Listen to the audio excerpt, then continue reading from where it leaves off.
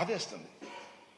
నువ్వు చెబుతున్నటువంటి అసత్యాలు చూస్తున్నప్పుడు, నువ్వు జగన్మోహన్ రెడ్డి గారి మీద వ్యక్తిత్వ హననానికి పాల్పడుతున్నప్పుడు, రాజకీయాలకు పనికిరానటువంటి జగన్మోహన్ రెడ్డి గారు ముఖ్యమంత్రి అయ్యి దీన్ని సర్వనాశనం చేసేశాడు అనేటువంటి ఒక అపవాదు వేస్తున్నప్పుడు పదే పదే పదే పదే జగన్మోహన్ రెడ్డి గారిని దూషించాలనే ప్రయత్నం చేస్తున్నావు.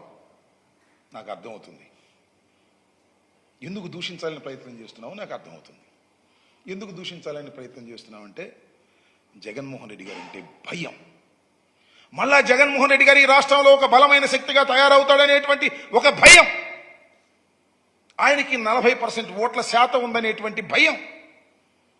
మీరు ముగ్గురు కలిసినా కేవలం 56% మాత్రమే వచ్చాదనేది నీకు తెలుసు కాబట్టి మళ్ళా జగన్మోహన్ రెడ్డి గారు మళ్ళా ఇంతై అంతై ఒటుడంతై అన్నట్టుగా రాబోయే కాలంలో పెరిగిపోతాడు. కాబట్టి నువ్వేం చేయలేవు, కాబట్టి నువ్వు ఇచ్చిన వాగ్దానాలను నిలబెట్టుకోలేవు. కాబట్టి చదువు దొరికింది, శ్వేతపత్రం, పోలవరం, జగన్మోహన్ రెడ్డి గారు సర్వనాశనం చేశాడు, ఆంబోత్ అంటాడు. మళ్ళా నన్ను ఆంబోత్ అనేటువంటి మాట మాట్లాడాడు.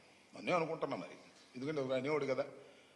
నీకు ముఖ్యమంత్రి అయ్యారు కానీ ఇంకా గౌరవం పెరగాల్సింది, ఇక అహం పెరిగినట్టుగా ఉంది.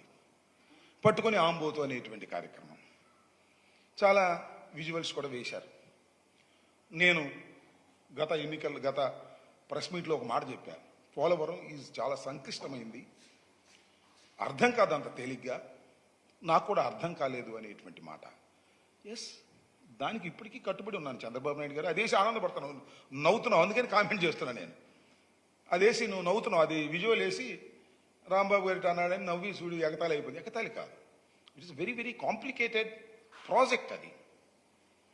అది అంత తేలిగ్గా అర్థం కాదు, నాకు అర్థం కాలేదు. తర్వాత అర్థం చేసుకున్నాను, అర్థం చేసుకున్న తర్వాత నిర్ణయాలు తీసుకున్నాను. I have studied a lot.